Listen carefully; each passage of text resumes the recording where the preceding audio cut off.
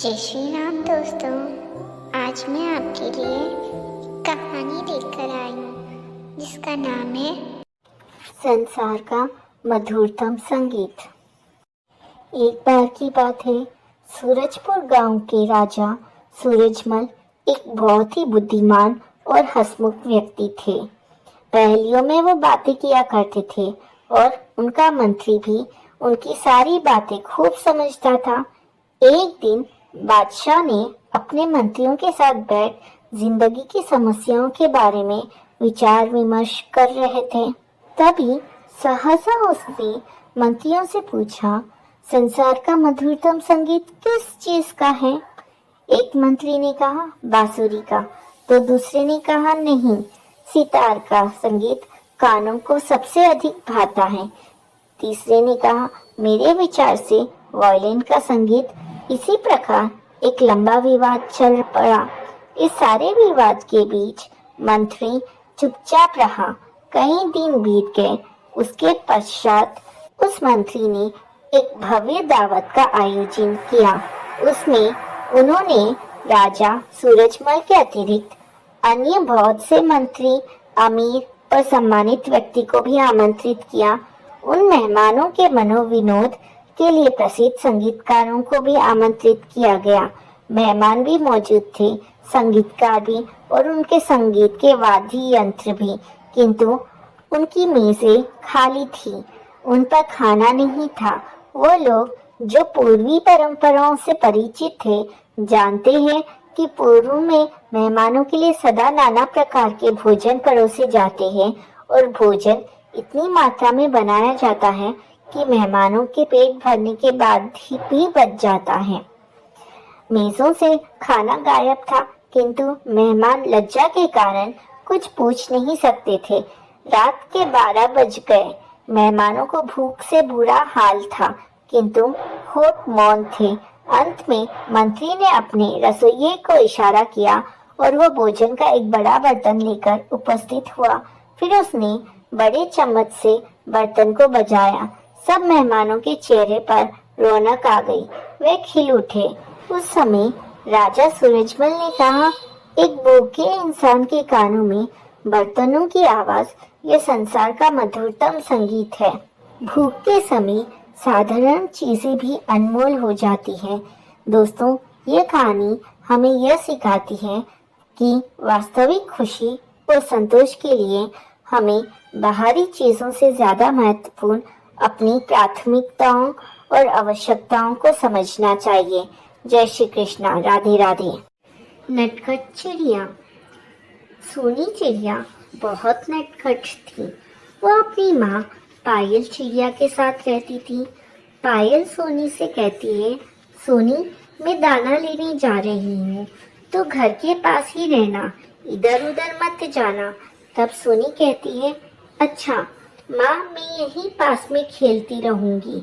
अगले दिन पायल चिड़िया घर पर ही बैठी थी। तभी उसकी पड़ोसी कुटकुट कबूतर आया। कुटकुट कहता है, पायल बहन, तुम्हारी सोनी ने तो नाक में दम करके रखा है। इस पर पायल कहती है, क्या हुआ कुटकुट भाई? कुटकुट कहता है, मैंने कई महीनों से दाना इकट्ठा करके एक बोरी में रखा था, ताकि बरसात के मौसम में दाने के लिए मुझे इधर उधर ना भटकना पड़े। कल इसने मेरे जाने के बाद उस बोरी में चोंच से सुराख कर दिया, जिससे सारे दाने नीचे गिरते रहे और जंगल में फैल गए और जंगल के सारे पक्षी मेरा दाना खा गए। इस पर पायल कहती है, ये कुटकुट भाई क्या कह रहे हैं? तूने इनका दाना जंगल में बांट दिया। सोनी कहती है, माँ मैंने कुछ नहीं किया, ये झूठ बोल रहे हैं। तब कुटकुट कहता है, एक तो चोरी, ऊपर से सीना जोरी। मेरे पास 10 चिड़िया हैं। गवाही देने को मैं तो इस मामले को जंगल की पंचायत में ले जा सकता हूँ, तब तुम दोनों को पता लगेगा। पायल कहती है, अरे कुटकुट भाई, इतनी सी बात है, क्यों बढ़ा रहे हो? तो ये लो, आप मेरा दाना ले जाओ। यह कहकर पायल कुटकुट कबूतर को एक बोरी दाना दे देती है। उसके जाने के बाद पायल सोनी को बहुत डांटती है। पायल कहती है, तेरी शरारतें बढ़ती जा रही है। पहले भी तूने मिट्ठू तोते की सारी मिर्ची पानी में गिरा दी थी, तेरा कुछ इंतजाम करना ही पड़ेगा। सोनी कहती है, मुझे माफ कर दो माँ, मैं अब ऐसा नहीं करूँगी। पायल कहती है, सोच ले, अगर तूने अब शरारत की तो मैं तेरी शादी कालू कौवे के साथ करा दूंगी। यह सुनकर सोनी चिड़िया डर जाती है। कुछ दिन बाद गांव से टोनी कबूतर जंगल में आता है। वो बहुत सीधा साधा सा था। सोनी चिड़िया को उसके बारे में पता लग जाता है। वो उसे परेशान करने की एक तरकीब निकालती है। जब टोनी कबूतर अपने घर में बैठा था तो सोनी चिड़िया उसके घर पहुंच जाती है। टोनी कबूतर कहता है, तुम कौन हो? इस पर सोनी कहती है, तुम इस जंगल में नए आए हो, मुझे नहीं जानती। मैं जंगल के राजा की खास सेनापति हूँ। इस जंगल में जो भी आता है उसे यहाँ रहने का किराया देना पड़ता है। कल से जितना भी दाना लाओ उसका आधा राजमहल में जमा करा देना। टोनी कहता है, लेकिन मैंने तो इसके बारे में नहीं सुना। सोनी कहती है, जो जंगल का कानून नहीं मानते उन्हें जंगल की जेल में डाल देते हैं। अब बताओ, कर चुकाना है या जेल जाना है? टोनी कहता है, ठीक है, मैं कल जाकर आधा दाना राजमहल में जमा कर दूंगा। तब सोनी कहती है, नहीं, कल से हम खुद आकर ले जाएंगे। अगले दिन से सोनी चिड़िया हर दिन टोनी कबूतर से दाना लेकर अपने घर लाकर रख लेती है। इसी तरह कुछ दिन बीत गए। एक दिन टोनी कबूतर अपना घर छोड़कर जाने की तैयारी कर रहा था। तभी कुटकुट कबूतर उसके पास आकर जाने की वजह पूछता है। टोनी कबूतर उसे सारी बात बता देता है। उसके बाद दोनों पायल चिड़िया के घर पहुंच जाते हैं और सोनी की शिकायत करते हैं। पायल कहती है, हे भगवान, समझ नहीं आता इसका मैं क्या करूं। कुटकुट भाई, आप ही कोई रास्ता बताओ। तब कुटकुट कहता है, बहन, तुम मेरी मानो तो उसकी शादी कर दो। शादी के बाद उसमें समझदारी आ जाएगी। पायल कहती है, ठीक है भाई साहब, आज ही मैं इसकी शादी कालू कौवे से पक्की कर देती हूँ। इस पर कुटकुट कहता है, अरे बहन, वो तो एक नंबर का मक्कार है। इससे पहले भी 2 शादी कर चुका है और दोनों चिड़ियों को मार पीट कर घर से निकाल चुका है। पायल कहती है, हे भगवान, मुझे तो ये सब पता ही नहीं था। भाई, फिर आप ही कोई रिश्ता बताओ। कुटकुट कहता है, रिश्ता तो तुम्हारे सामने खड़ा है। ये टोनी कबूतर बहुत सीधा है, इसी से अपनी सोनी की शादी करा दो, दोनों बहुत सुखी रहेंगे। कुछ दिन बाद सोनी चिड़िया और टोनी कबूतर की शादी हो जाती है। शादी के बाद सोनी चिड़िया टोनी से माफी मांगती है और वो शरारत करना बंद कर देती है। संतोष की नेक दिली। एक गांव था। गांव में खिलौने बेचने वाला रहता था। उसका नाम था संतोष। अपने नाम के अनुरूप वो संतोषी भी था। दिन भर कड़ी मेहनत के बाद उसे जो भी मिल जाता उसी में उसको संतोष था। एक दिन वो पास के गांव में खिलौने बेचने गया। उसके चारों ओर बच्चों की भीड़ लगी थी। बच्चे खिलौने खरीद रहे थे। अचानक संतोष की नजर भीड़ से अलग खड़े एक बच्चे की ओर गई। उसकी आयु लगभग 5-6 वर्ष की थी। वो बच्चा लगातार एक ही गुब्बारे की ओर देख रहा था। तब संतोष ने उसके पास जाकर पूछा, बेटा, तुम्हारा क्या नाम है? क्या तुम्हें गुब्बारा चाहिए? इस पर उस बच्चे ने कहा, मेरा नाम आलोक है, मैं हरा वाला गुब्बारा लूंगा, लेकिन मेरे पास पैसे नहीं है। बच्चे ने तुतलाती आवाज में कहा। इस पर संतोष कहता है, कोई बात नहीं, जब तुम बड़े हो जाना तब मुझे पैसे दे देना। संतोष ने हरा गुब्बारा उसके हाथ में पकड़ाते हुए कहा। बच्चा गुब्बारा पाकर बहुत खुश था। संतोष भी खिलौना बेचने में लग गया। अचानक उसके कानों में किसी औरत की आवाज पड़ी। कितनी बार मना किया है कि घर से बाहर मत निकला कर, लेकिन तेरी समझ में आता ही नहीं। अरे, ये गुब्बारा तुझे किसने दिया? इस पर संतोष ने औरत का गुस्सा भांपते हुए उसे समझाकर कहा, बहन, मैंने दिया यह गुब्बारा। बच्चा गुब्बारे की ओर देख रहा था। मुझसे रहा नहीं गया, सो दे दिया। वैसे भी बच्चे तो भगवान का रूप होते हैं, सारी दुनिया के होते हैं। इस पर वो औरत बच्चे से गुब्बारा छीनकर संतोष को थमाते हुए कहती है, कैसे होते हैं सारी दुनिया के, यह मेरा बेटा है। एक गुब्बारा देने से ये तेरा थोड़ी ही हो जाएगा। अरुण, तुम लोगों को इसी तरह रूप बदल बदल कर आते हो और बच्चे को उठाकर ले जाते हो। अब संतोष अपने गांव वापस आ गया। उस दिन उसने कुछ खाया पिया नहीं, उसे रात भर नींद नहीं आई। वह उसी बच्चे के बारे में सोचता रहा। कुछ दिनों बाद वह फिर उस गांव में पहुंचा। दिन भर खिलौना बेचने के बाद वह अपने गांव की ओर चल दिया। उसे गांव पहुंचने के लिए बीच में जंगल पार करना पड़ता था।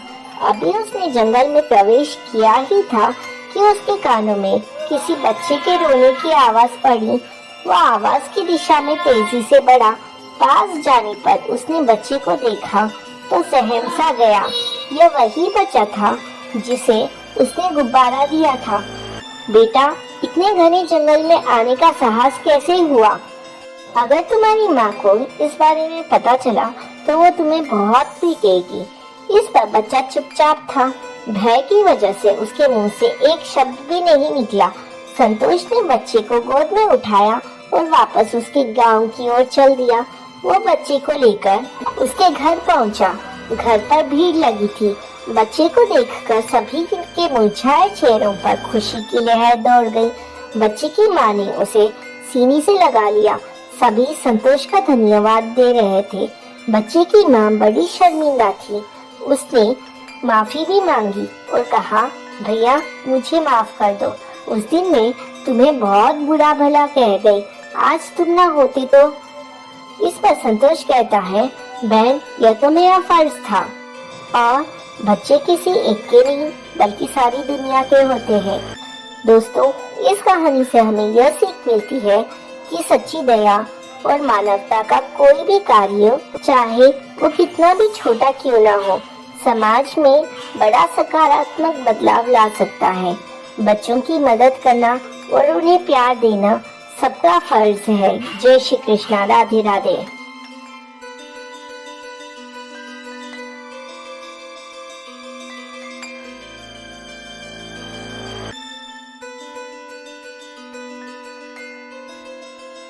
जय श्री कृष्णा दोस्तों। मोनू बंदर और चमकता पत्थर। मोनू जंगल का सबसे चंचल और शरारती बंदर था। एक दिन जंगल में खेलते समय मोनू को एक चमकता हुआ इंद्रधनुषी पत्थर मिला और उसे देखकर वह बहुत खुश हुआ। पत्थर के इंद्रधनुषी रंग इतने सुंदर लग रहे थे कि मोनू ने सोचा, वाह, अब मैं जंगल का सबसे अनोखा बंदर हूँ। हर कोई मुझसे ईर्ष्या करेगा। मोनू को एक चमकदार पत्थर मिला और वो उसे अपने दोस्तों को दिखाने के लिए दौड़ा। उसने कहा, मेरे पास ये सुंदर पत्थर है। उसके दोस्त वास्तव में प्रभावित हुए उससे और उन्होंने बताया कि वो कितना बढ़िया है। धीरे धीरे यह बात सभी जंगल में फैल गई कि मोनू बंदर को एक चमकदार और बहुत ही सुंदर पत्थर मिला है। जब सभी जानवर एक एक करके उसके पास उसका पत्थर देखने आने लगे तो मोनू को घमंड होने लगा। जब भी मोनू बंदर के दोस्त उससे उसका पत्थर मांगते तो वो घमंड से उन्हें झिड़क देता था। उनसे उनके ऊपर चिल्लाकर कहता था कि मैं अपना पत्थर किसी के साथ नहीं बांटूंगा, मैं तुम्हारे साथ नहीं खेलूंगा। अब उसके दोस्त उससे दूर होने लगे। एक समय ऐसा आया जब मोनू बंदर के पास सिर्फ उसका चमकीला पत्थर रह गया। उसके पास ना कोई दोस्त था ना कोई साथी। अब उसे थोड़े दिनों बाद पछतावा होने लगा कि मैंने ये क्या किया। मैंने इस पत्थर के चक्कर में अपने सबसे अच्छे मित्रों को खो दिया है। उसे जब इस बात का एहसास हुआ तो वो झप्पू खरगोश के पास गया और उससे अपने सारे दिल की बात बताई। तब झप्पू खरगोश ने कहा, कोई बात नहीं मोनू, दोस्ती में तो ऐसा होता ही रहता है। अगर हम किसी से रूस जाते हैं तो थोड़े समय बाद वापस मान भी जाते हैं। यही सच्ची दोस्ती है। फिर मोनू बंदर ने अपने सभी दोस्तों से माफी मांगी और उस चमकदार पत्थर को सभी के बीच में बांटना शुरू कर दिया और इस तरह मोनू बंदर हंसी खुशी अपना जीवन अपने दोस्तों के साथ बिताने लगा। दोस्तों, इस कहानी से हमें यह सीख मिलती है कि हमें कभी कोई चीज का घमंड नहीं करना चाहिए और उस घमंड में आकर हमें अपना रिश्ता अपने दोस्तों और रिश्तेदारों से नहीं तोड़ना चाहिए, क्योंकि बाद में हम सिर्फ अकेले ही रह जाते हैं। जय श्री कृष्णा। राधे राधे। मूर्ख राजा। एक नगर में सूरज सिंह नाम का राजा राज करता था। राजपाट उसे विरासत में मिला था। राजा दिन रात अपने ऐशो आराम में लगा रहता था, जिसके कारण उसके मंत्री उसका खजाना धीरे धीरे खाली करते चले जा रहे थे और राजा को इसके बारे में कुछ पता नहीं था। राजा के एक पिता के पुराने रसोइये पांडुरंग, जो बहुत ईमानदार थे, वे इस बात से बहुत दुखी थे कि कैसे इस नगर को बर्बाद होने से बचाया जाए। वो दिन रात यही सोचते रहते थे। एक दिन वे अपने घर पर इसी बात पर चिंता कर रहे थे, तभी उनकी बेटी, जिसका नाम सुलक्ष्मी था, वो अपने पिता की परेशानी पूछ बैठी। पांडुरंग ने पूरी बात अपनी बेटी को बता दी। सुलक्ष्मी ने अपने पिता को एक उपाय बताया, जिसे सुनकर पांडुरंग बहुत खुश हुए। अगले दिन वे राजा सूरज सिंह के सामने गए और उनसे कहा, महाराज, आज आपके लिए जो खाना बनने वाला है उसमें किसी प्रकार की कोई भी मसाले नहीं होंगे। राजा को चटपटा खाना बहुत पसंद था। उसने कहा, पांडुरंग, हमारे पिता के पुराने रसोइये हो तुम, इसलिए हम आपकी बहुत इज्जत करते हैं, लेकिन इसका यह मतलब नहीं कि आप कुछ कहेंगे आपसे नहीं बन सकता है तो हम कोई दूसरा रसोइया नियुक्त करेंगे, आप जा सकते हैं। तब पांडुरंग ने कहा, ठीक है महाराज, लेकिन मैंने ऐसा क्यों कहा, इसका कारण तो जान लीजिए। कारण यह है कि आपके राज्य में कोई भी किसान मसाले की खेती नहीं कर रहा है, क्योंकि फसल लगाने का खर्च ज्यादा आता है और मसाले बिकते नहीं हैं, जिसके कारण है मसालों का महंगा होना। राजा ने कहा, लेकिन ऐसा क्यों? पांडुरंग ने जवाब दिया, महाराज, आपका आधा खजाना खाली हो चुका है। राजमहल के सभी दरबारी उसे खाली कर रहे हैं। आपका पूरा खजाना खाली होने में बहुत कम वक्त बचा है। अभी तो मसाले बंद हो गए हैं, आगे खाना भी बंद हो जाएगा। राजा को अकल आ गई। उसने कहा, पांडुरंग जी, आज से आप मेरे महामंत्री और कोषाध्यक्ष हैं और आप इन सभी मंत्रियों को फांसी पर लटका दीजिए। यह सुनकर सभी मंत्री राजा से माफी मांगने लगे। तब पांडुरंग ने कहा, महाराज, इन्हें एक मौका दीजिए, ये अपना काम सही से करेंगे, नहीं तो इन्हें फिर सजा मिलेगी।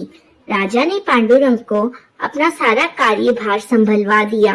पांडुरंग ने सारी व्यवस्था ठीक करके 1 वर्ष में खजाना जितना था उतना पूरा भर दिया और जनता के हित में काम किए, जिससे जनता का विश्वास राजा के प्रति बढ़ गया। दोस्तों, इस कहानी से हमें यह शिक्षा मिलती है, एक समझदार व्यक्ति सभी को संकट से निकाल सकता है, जैसे एक रस्सी कुएं में गिरे व्यक्ति को निकाल लेती है। नन्ही परी और गरीब लकड़हारा। परियों की एक अलग ही दुनिया थी, जिसे परियों ने अपने जादू से खूब सजाया था। स्वर्ग से भी सुंदर पूरा शहर था, जिसमें हर परी खुशी खुशी रहती थी। सभी परियों को अच्छे से जादू करना आता था।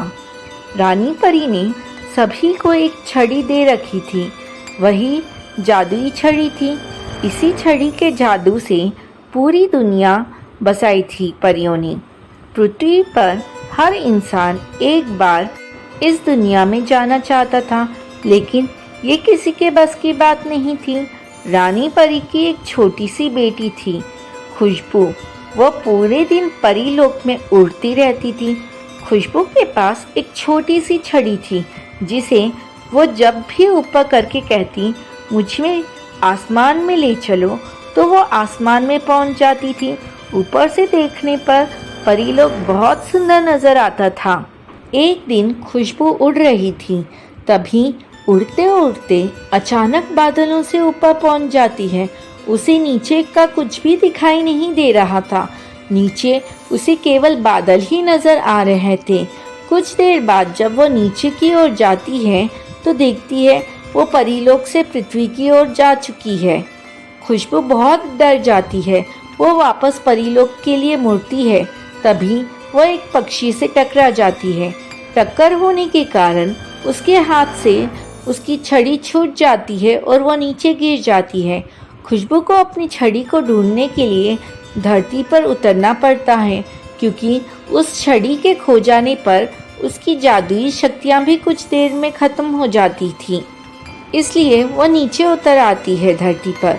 खुशबू जब नीचे आती है तो वहाँ एक जंगल था।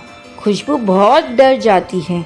वो एक घास के मैदान में जाकर अपनी छड़ी ढूंढने लगती है, लेकिन बहुत देर ढूंढने के बाद भी जब छड़ी नहीं मिलती तब वो रोने लगती है। दूसरी ओर खुशबू के ना मिलने पर रानी परी बहुत चिंतित हो जाती है। वो अपने सिपाहियों को उसे ढूंढने के लिए भेजती है। खुशबू परी के रोने की आवाज़ सुनकर पास ही एक घर में एक लकड़हारा की पत्नी जाग जाती है। वो अपने पति से कहती है, मुझे लगता है कोई बच्चा रो रहा है। यह सुनकर लकड़हारा अपनी कुल्हाड़ी उठाकर बाहर चल देता है। तभी उसका 5 साल का बेटा मोहित कहता है, पिताजी मैं भी आपके साथ चलता हूँ, कहीं यह कुल्हाड़ी देखकर बच्चा डर न जाए। दोनों बाप बेटे उस दिशा में चले जाते हैं जहाँ से आवाज़ आ रही थी।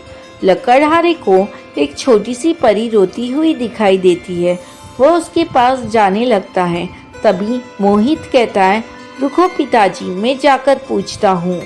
इस पर लकड़हारा कहता है, नहीं बेटा, कहीं इसने तुम्हें नुकसान पहुँचा दिया तो क्या होगा। मोहित कहता है, पिताजी वो कितनी परेशान लग रही है, मुझे जाने दीजिए। मोहित चुपचाप उसके पीछे जाकर खड़ा हो जाता है। तुम कौन हो, यहाँ कैसे बैठी हो और रो क्यों रही हो, वो उससे पूछता है। इस पर खुशबू परी पीछे मुड़कर देखती है तो डर जाती है। वह वहाँ से जाने के लिए लगती है। तभी मोहित उसे रोकता है। रुको परी रानी, मुझसे डरो नहीं, मैं तुम्हारी मदद करने आया हूँ। इस पर खुशबू परी कहती है, मुझे माँ ने कहा था इंसानों के पास नहीं जाना चाहिए। तो मोहित उससे कहता है, मेरी माँ कहती है कोई भी परेशानी में हो उसकी मदद ज़रूर करनी चाहिए। वहाँ मेरे पिताजी खड़े हैं, वो भी तुम्हारी मदद करने आए हैं। यह सुनकर खुशबू परी कहती है, मैं गलती से अपने घर से बहुत दूर आ गई हूँ। यहाँ मेरी जादुई छड़ी गिर गई है, जिसके कारण मैं घर नहीं जा सकती। मोहित उसे कहता है, तुम हमारे घर चलो, वहीं रुक जाना, अभी तो रात है, हम सुबह तुम्हारी छड़ी ढूंढ लेंगे। यहाँ बहुत से जंगली जानवर आते हैं तो तुम्हें नुकसान पहुँच सकता है। इस पर खुशबू परी उसकी बात सुनकर उसके साथ चल देती है। मोहित अपने पिता को सारी बात बता देता है। तीनों घर पहुँच जाते हैं।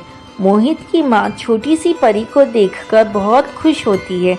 वो कहती है, खुशबू तुम हमारी मेहमान हो, यहाँ आराम से रहो, लेकिन सुबह अंदर ही रहना, नहीं तो किसी ने तुम्हें देख लिया तो तुम्हें पकड़कर ले जाएंगे। खुशबू बहुत खुश होती है। मोहित की माँ उसे खाना देती है, जिसे खाकर खुशबू कहती है, यह तो बहुत स्वादिष्ट है, मैं अपनी माँ को बताऊंगी। अगले दिन सूरज निकलते ही मोहित अपने पिता के साथ खुशबू की छड़ी ढूंढने निकल पड़ता है, लेकिन बहुत ढूंढने के बाद भी उन्हें छड़ी नहीं मिलती। शाम को दोनों थक हार कर घर वापस आ जाते हैं। खुशबू यह सुनकर बहुत उदास हो जाती है। उसे अपनी माँ की याद आ रही थी। वो रोने लगती है। यह देखकर मोहित और उसकी माँ उसे चुप कराते हैं। अगले दिन दोनों बाप बेटे फिर से नई जगह छड़ी ढूंढने जाते हैं। जब उन्हें कहीं भी वो छड़ी नहीं मिलती तो वह अपने घर के लिए खाने का सामान लेने बाजार में जाते हैं। लकड़हारा जब सामान खरीद रहा था तभी मोहित की नज़र पास में ही सुनार की दुकान पर रखी एक छड़ी की ओर जाती है। वो सोने की तरह चमक रही थी। मोहित उसे देखता है कि यह तो बिल्कुल वही छड़ी है जैसे परी ने बताई थी। मोहित अपने पिता को सारी बात बता देता है। लकड़हारा सुनार के पास पहुंचता है। लकड़हारा छड़ी के बारे में जब सुनार से पूछता है तो सुनार कहता है, भाई कोई इसे मेरे पास बेच गया है, सोने की है ये छड़ी। इस पर लकड़हारा उस सुनार से कहता है, लाला जी इसकी जो भी कीमत हो मैं इसे खरीदना चाहता हूँ। सुनार उसकी बहुत ज़्यादा कीमत मांगता है, जिसे सुनकर लकड़हारा कहता है, तुम इस छड़ी के बदले मेरा मकान और मेरी ज़मीन ले लो। सुनार मान जाता है। वो लकड़हारे से कहता है, कल मैं आऊँगा, तू मकान खाली कर दियो, ले ये छड़ी ले जा। मोहित छड़ी लेकर बहुत खुश होता है। दोनों घर आ जाते हैं। मोहित खुशबू को वो छड़ी दे देता है। खुशबू छड़ी पाकर बहुत खुश होती है और वो कहती है, आपने मेरी बहुत मदद की है, आपको हमेशा याद रखूंगी और आपसे मैं मिलने भी आऊंगी। मोहित की माँ कहती है, ठीक है बेटी, हम भी तुमसे मिलकर बहुत खुश हुए। तीनों मिलकर खुशबू परी को विदा करते हैं। खुशबू परी छड़ी की मदद से उड़कर बादलों के पार चली जाती है। उसके जाने के बाद तीनों बहुत उदास हो जाते हैं क्योंकि उनका घर और ज़मीन सब चला गया था। सुबह तक तीनों अपना सामान बांध रहे थे, तभी सुनार आ जाता है। तीनों एक बैलगाड़ी में अपना सामान रखकर वहाँ से चले जाते हैं। सुनार घर को अपने कब्जे में कर लेता है। लकड़हारा अपनी पत्नी और बच्चों के साथ पास ही के जंगल में एक तंबू बनाकर रहने लगा। दूसरी ओर जब खुशबू वापस परीलोक में पहुंचती है तो उसकी माँ उसे देखकर बहुत खुश होती है। खुशबू अपनी माँ को सारी बात बताती है। दूसरे दिन खुशबू अपनी माँ रानी परी और अन्य परियों के साथ मोहित और उसके परिवार से मिलने जाती है, लेकिन वहाँ कोई नहीं था। रानी परी अपनी सिपाहियों से उन्हें ढूंढने के लिए कहती है। सिपाही ढूंढते ढूंढते जंगल में पहुँच जाते हैं। वहाँ उन्हें लकड़हारा और उसका परिवार मिल जाता है। वे तीनों को लेकर रानी परी के पास पहुँचते हैं। रानी परी को सारी बात का पता लगता है। तब रानी परी कहती है, तुमने मेरी बच्ची की जान बचाने के लिए, उसे हमसे मिलवाने के लिए अपना सब कुछ गंवा दिया। तब मोहित की माँ कहती है, महारानी जी, हमने इसे अपनी बेटी माना था। यह आपसे मिलने के लिए बहुत उदास थी, इसलिए इसकी खुशी से अधिक हमें कुछ नहीं लगा। रानी परी अपने सिपाहियों को भेजकर सुनार को छड़ी से 2 गुना सोना भेजकर मकान और ज़मीन छुड़वा लेती है। मोहित और उसके परिवार को वापस अपना घर मिल जाता है। जब वे घर के अंदर जाते हैं तो उनके घर में सोने चांदी का भंडार लगा हुआ था। रानी परी कहती है, ये खजाना कभी खत्म नहीं होगा। इस पर मोहित की माँ ने कहा, ये सब हमने किसी लालच में नहीं किया था। तब रानी परी कहती है, ये मैं अपनी खुशी से दे रही हूँ, और हाँ, हम तुमसे मिलने आते रहेंगे। अब हमें जाना होगा। रानी परी खुशबू को लेकर चली जाती है। मोहित और उसका परिवार अब बहुत मज़े से रहने लगते हैं। एक प्रसिद्ध राजा था जिसका नाम रामधन था। अपने नाम की ही तरह प्रजा सेवा ही उनका धर्म था। उनकी प्रजा भी उन्हें राजा राम की तरह ही पूजती थी। राजा रामधन सभी को निष्काम भाव से सहायता करते थे, फिर चाहे वो उनके राज्य की प्रजा हो या अन्य किसी राज्य की। उनकी ख्याति सर्वत्र थी। उनके दानी स्वभाव और व्यवहार के गुणगान उनके शत्रु राजा तक करते थे। उन राजाओं में एक राजा था भीम सिंह, जिसे राजा रामधन की इस ख्याति से ईर्ष्या थी। उस ईर्ष्या के कारण उसने राजा रामधन को हराने की एक रणनीति बनाई और कुछ समय बाद रामधन के राज्य पर हमला कर दिया। भीम सिंह ने छल से युद्ध जीत लिया और रामधन को जंगल में जाना पड़ा। इतना होने पर भी रामधन की लोकप्रियता में कोई कमी नहीं थी। हर जगह उन्हीं की बातें चलती थीं, जिससे भीम सिंह को चैन न था। उसने राजा रामधन को मृत्युदंड देने का फैसला किया। उसने ऐलान किया कि राजा रामधन को पकड़कर जो उसके सामने लाएगा वो उसे 100 सोने की दिनार देगा। दूसरी तरफ राजा रामधन जंगलों में भटक रहे थे। तब उन्हें एक राहगीर मिला और उसने कहा, भाई तुम इसी जगह के लगते हो, क्या मुझे राजा रामधन के राज्य की तरफ का रास्ता बता सकते हो? राजा रामधन ने पूछा, तुम्हें क्या काम है राजा से? तब राहगीर ने कहा, मेरी बेटी की तबीयत ठीक नहीं, उसके इलाज में सारा धन चला गया। सुना है राजा रामधन सभी की मदद करते हैं, सोचा उन्हीं के पास जाकर याचना करूं। यह सुनकर राजा रामधन राहगीर को अपने साथ लेकर भीम सिंह के पास पहुंचे। उन्हें देख दरबार में सभी अचंभित थे।